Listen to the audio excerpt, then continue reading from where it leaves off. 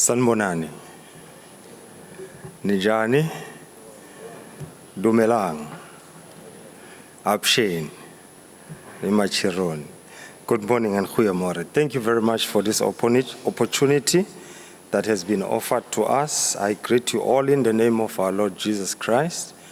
Others will say, I greet you all in the name of Allah in different denominations. But we are all God creatures at the end of the day. We greet you in the spirit of revolution and revolutionary spirit. In particular, I greet the Judge President of the Labor Court in particular. Thank you very much. Hope you'll allow me to indulge you with my experience and how AMCU sees things in South Africa in the labor landscape. This time comes at a point where our country and the society is facing numerous challenges, which we call a social unrest.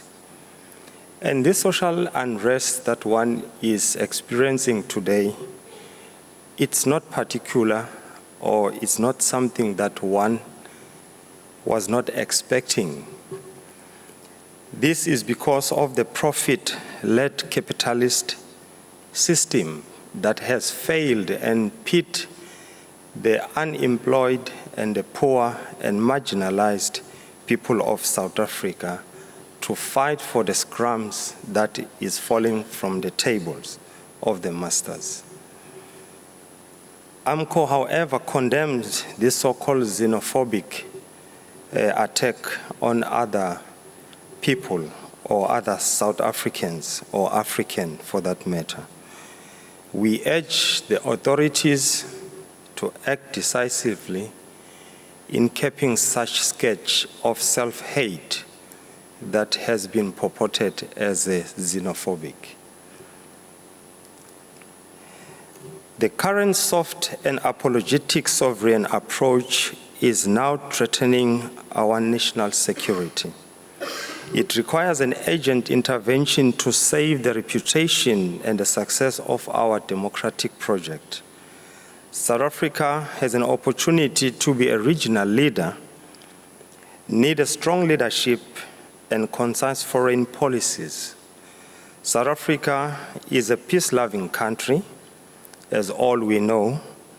We urge all people to remain calm and focus on the real issues that are affecting our nation and our community. Our value system is undergirded by Ubuntu because we are a caring nation.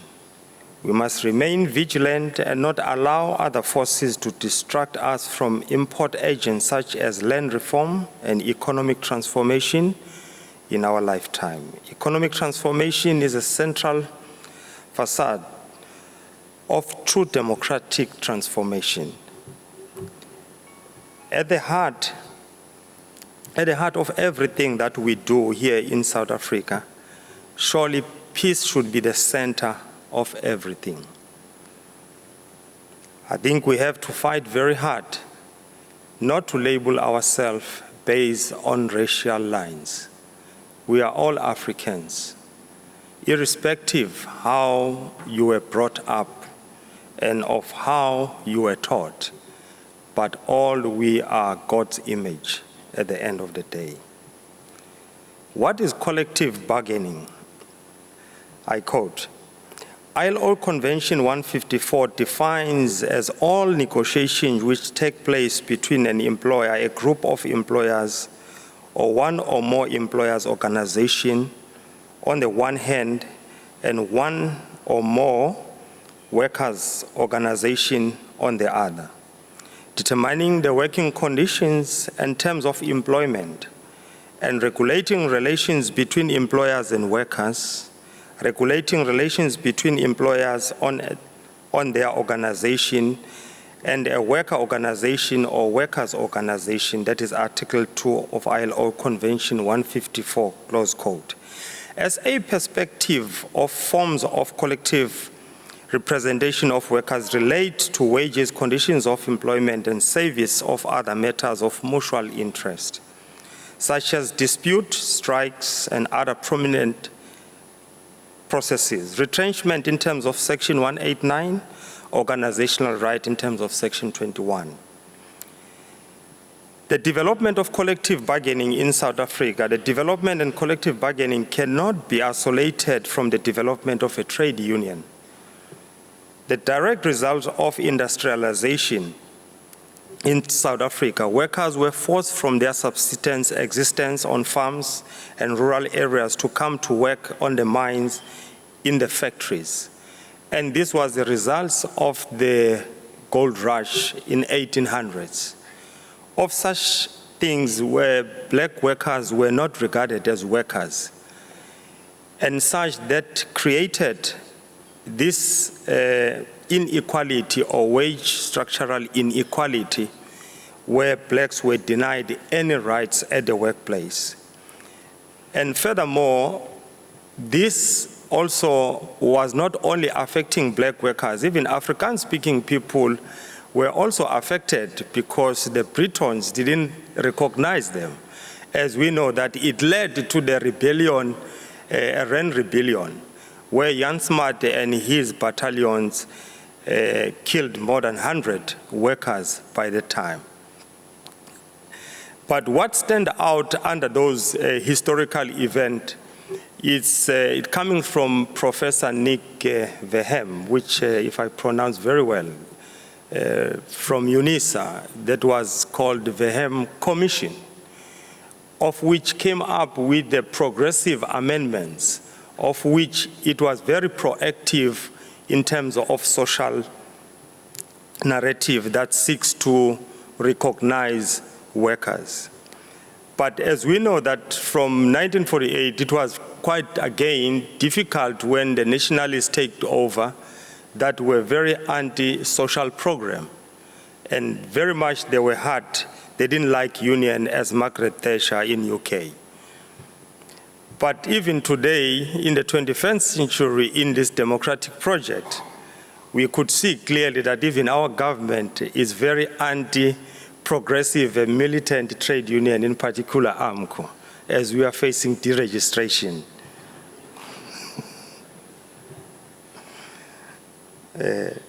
But however, under those circumstances, we are working very hard to make sure that the voice of the marginalized workers is heard under those conditions. So there is nothing new of what we are experiencing, because if you could look at how other unions were formed and how they fought and how again, they neglected the struggle because of the new project, and then the workers were left unattended.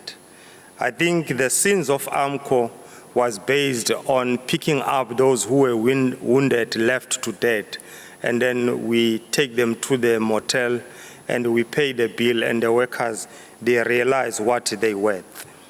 Historically deficit in the context, living conditions, these conditions that were faced by particular black mine workers were the legacy of apartheid, whereby the black mine worker was never regarded as a human being, was regarded as a subhuman being.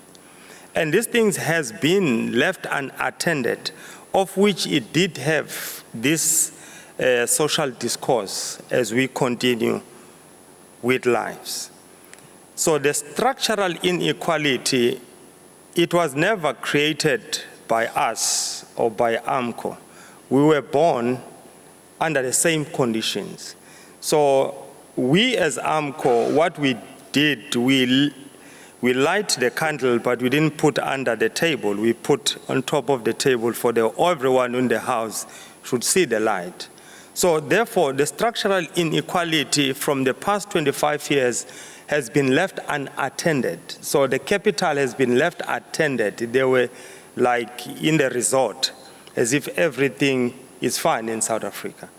So now when we raise these issues of inequality at the workplace, that is where we've been regarded as a union that is not progressive, the union that is chasing away investors' confidence. which that is not true. The wage inequality in South Africa, everyone read about it, but doesn't want to do anything about it. If you look at the salaries of the CEOs, you find one CEO earning 100 million per annum, but we are living in a country which is being regarded as unequal society in the world, but the minerals of the country does not being used to address this deficit. So therefore, it is incumbent to us that we need to be realistic when we address these issues. And the wage inequality in South Africa is just becoming a slogan, and there's no one who's prepared to deal with it in terms of closing the gaps. The rising cost of living, the unemployment. We always say that the unemployment is a self-inflicted unemployment in South Africa. We shouldn't be in the country where we are experiencing over 30 to 50% of unemployment. We are the country that extracts minerals without industrializing them, without having beneficiations out of them. So therefore, the issue of job creation cannot be realized if we are reliance on exporting of the minerals without beneficiating them. And moving forward, we talk about the reaching an agreement without a strike. Reaching an agreement without having a strike, I think it's possible. It's possible. It's not that we as a trade union, in particular AMCU, when we negotiate, we go to negotiate for a strike. The strike is requested by the employer. So if you do have something, you need to give a person when he asks something at the end of the day. So we are not stingy. So we believe in Ubuntu and in sharing. So we share the strike with them. And we could see clearly how the strike comes about. The capital, let's talk about the current one.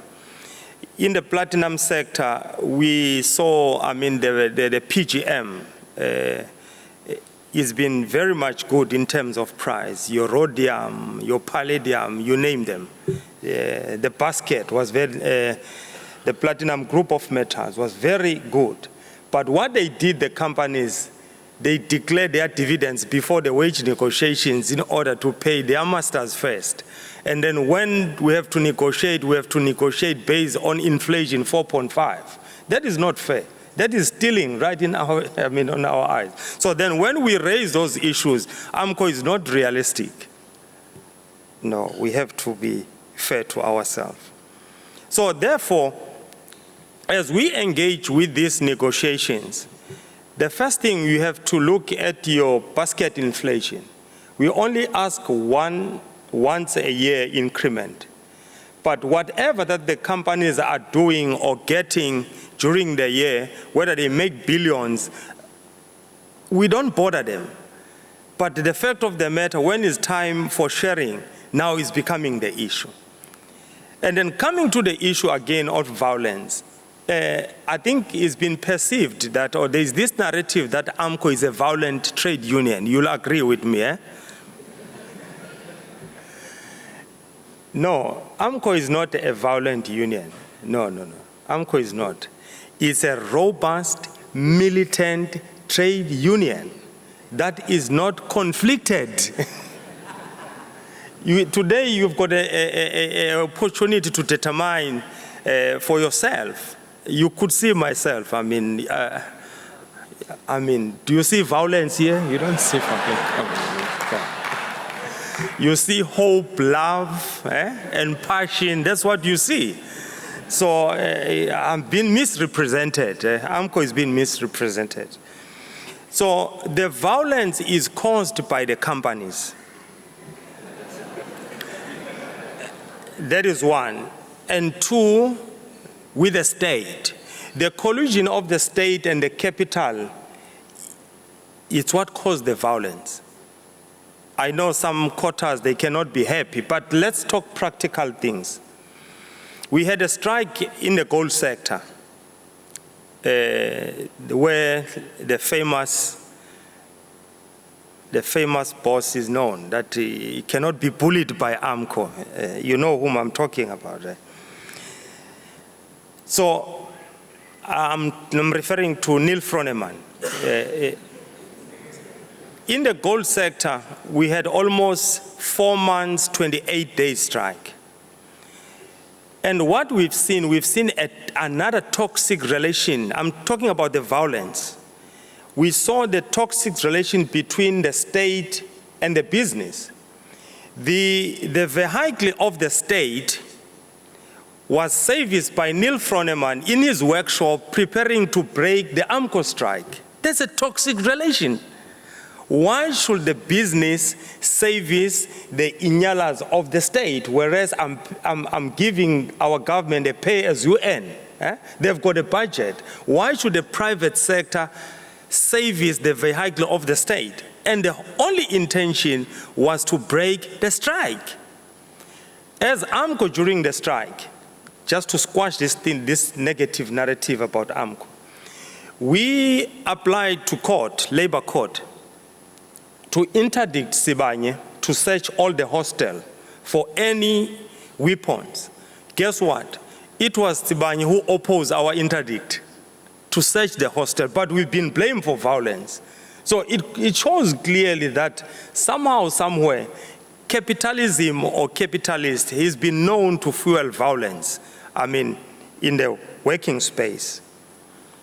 But nevertheless, there is still a light at the end of the tunnel. We need to forget our differences and to club together and to say, here is South Africa with these resources. How can we best share these resources? How can we best use resources to uplift ourselves? And the first thing is to have a proper education. Our education is not responding to our resources. We extract, export, beneficiate outside, and come and consume. We're becoming a consuming nation. Every nation in the world see South Africa as where can they dump whatever that they are manufacturing. Really, this is not xenophobic. Do you really need a person from Ethiopia, from our neighboring state, to cut your hair? Come on, man. Really. There is something wrong. So these porous borders of ours has to be fixed, not only for black people, and for other people of the color, by the way, yeah? Because it's not just only blacks who comes in South Africa that just that not add the value. And otherwise, they are coming in South Africa not adding value. Let's be fair. We cannot single out the black Africans from Zambia, from Nigeria, and say, no, this is these are the people who are stuffing up our country. No, even some of the whites, they come into this country without any skills, by the way. So therefore, our borders and our port of entry has to be looked after carefully. What are you here for? What is it that you are going to contribute in this country? If we are just here to come and cut the hair, to fix our wives' nails, no, we don't need that one. We can do it ourselves.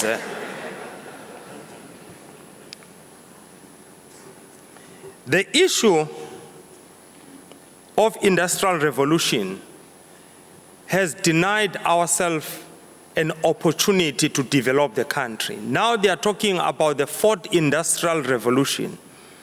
I'm saying we should have a fourth economic revolution.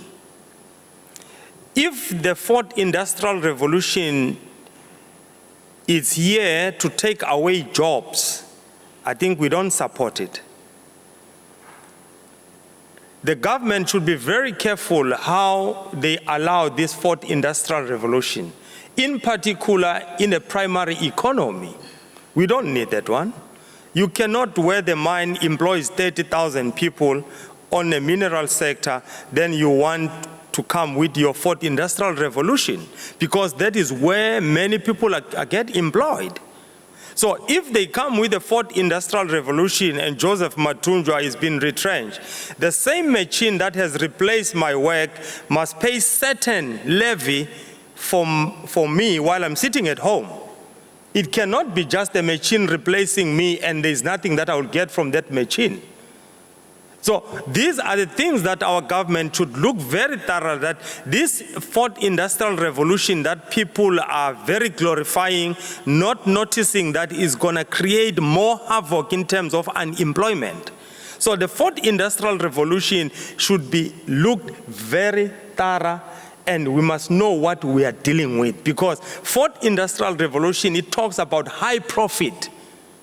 That is what? High dividends and less employment. Because you'll say the machine doesn't go on strike, the machine doesn't go for wedding, for lobola, and all those things. Huh? So if the fourth industrial revolution is coming to undermine our dignity, we don't need it. We don't need it. Workers have to be protected. If the fourth industrial revolution is coming, reskill our workers, our members. Workers have to be skilled. If you come with your fourth industrial revolution, all the equipments must be manufactured here in South Africa. That you talk to industrialization and beneficiation. So we cannot have a machine that is made somewhere in Austria to come and extract minerals underground. That machine must be manufactured here in South Africa.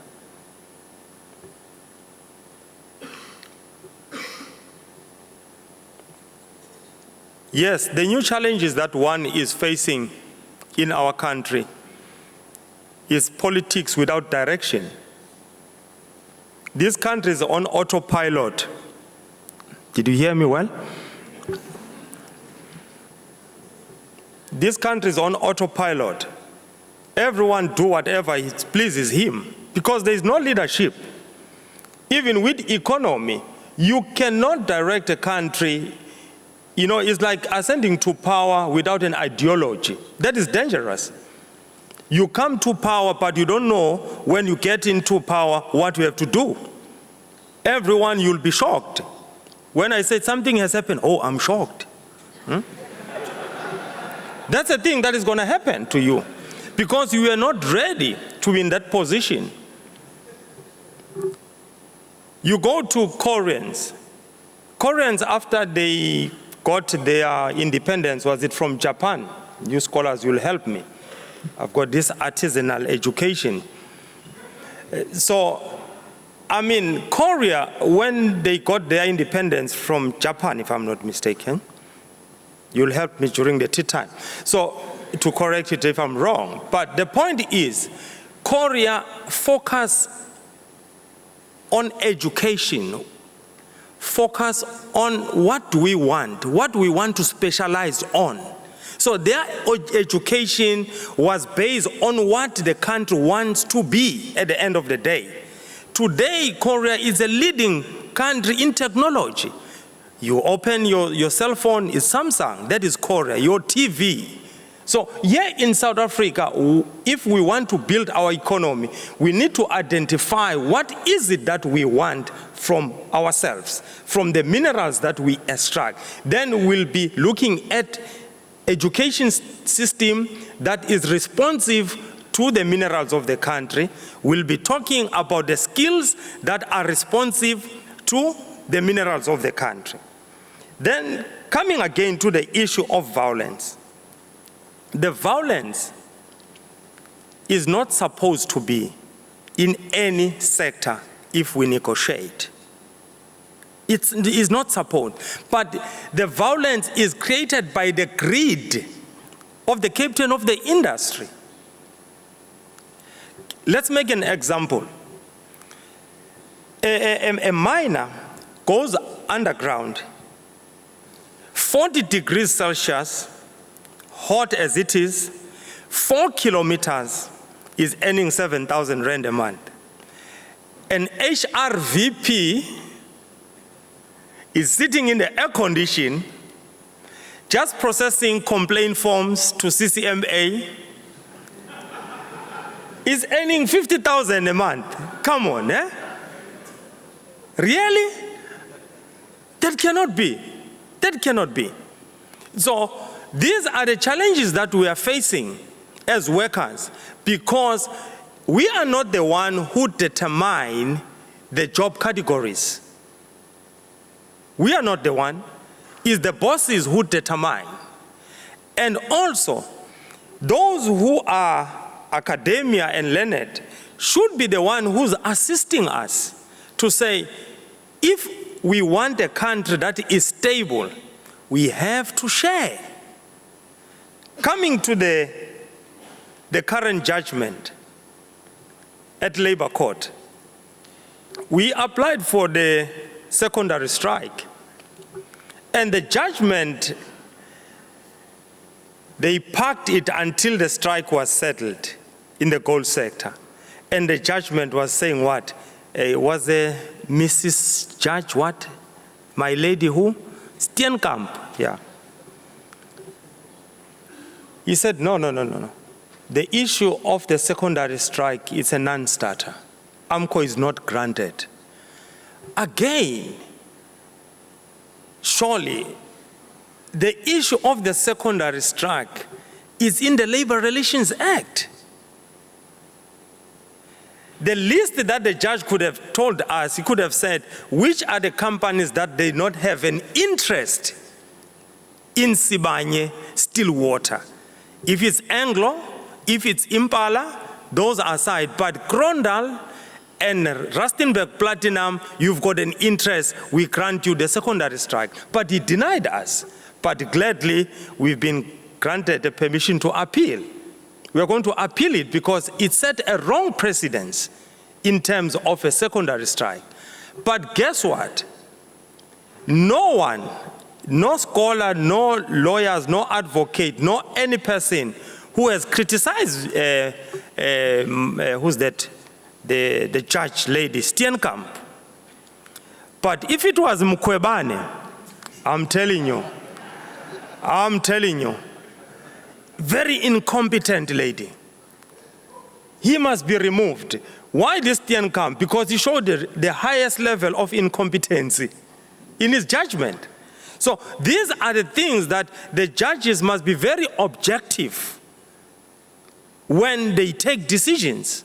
We are not saying the judges must favor the workers, but they must be objective to assist the country in moving forward in order to promote this collective bargaining system that is failing in South Africa. The bargaining system is no longer responding to the challenges that we are facing, because the challenges that we are facing is an inequality on a wage structure that has been left unattended. Coming to the laws, I'm not a lawyer, by the way, but I tend to read much of these things. The question that one has to look at is that the laws that is governing us in terms of labor are still responsive to the challenges that we are facing. Is these labor laws still in line with the narrative of economic transformation in our lifetime? So if those laws, maybe it's from Dutch laws or from Roman laws, were made to confine us in this particular space, that means we need to go back to school, you scholars, and come up with a new way of addressing these challenges, because what you've learned is no longer responsive to what we want to achieve at the end of the day. I thought I'll get a round of applause there. In conclusion, I think that one you've been waiting for. Who invited this man here? Invite him next time. We're not going to come here. Going to boycott this. Industrial revolution is driven by technology and innovations. 80% of jobs available today will not be there in 2030. That's a fact. 80% of professions that will be there in 2030 are not there today. Actually, the Industrial Revolution is here. Uber is one of it. Uber. A person just owns the app sitting somewhere in UK. You have to go and buy a car and get traffic fine. He doesn't get those things. He just gets the money. If you look in Sentin, where I only know Sentin because the lawyers and advocates are sitting there. I normally don't go there. I can't afford to be there unless if we're going to give instruction. Their building is glass. That means there are skills that are now redundant. Mortar and brick is a thing of the past. That is industrial revolution, the fourth industrial revolution. So those bricklayers are losing jobs, but how do you give them new skills to move forward with life? This is what we should be, those skills that are redundant. How do you replace them moving forward? These are the challenges that one is facing today in South Africa. I'm closing, definitely. The last 3 points in my conclusion are the following. We need to start preparing for the phenomenon now so that there is a just transition. We talk about IPP. We see people are jumping up at ESCOM. We want to get ESCOM into 3 streamlines and what. IPP is coming. Climate change is facing us. But let's be honest. These European West guys, they mustn't be clever because they build their cities and their countries through extraction of minerals from Africa. So now they must give us some space also to beneficiate and to benefit from these minerals. I'm not against climate change, but it must be a proper transition, because if you can just shut down, there will be a massive massive unemployment in the country. So they use our extraction through pollution to build their countries, their cities, and develop their community. When is our time now? Now there's a climate change. No, ESCOM must close down. This must come up. There must be a just transition when we want to realize such. AMCU embraces the fourth industrial revolution, but not in the expense of the workers. The future is upon us. And are we ready for the future? Are the politicians ready about the future, or are they burying their head in the sand and think when they take it out, everything will be nice? No. They have to take decisions that are not popular. We don't need political celebrities. No, we don't need that one.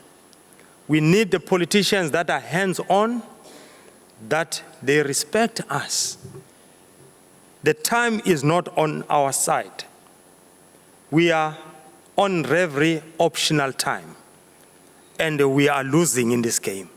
We have to score more than 3 goals. So as South African, we need to join hands together. As long as we bury our head and think there is no inequality in South Africa, we are wasting our time.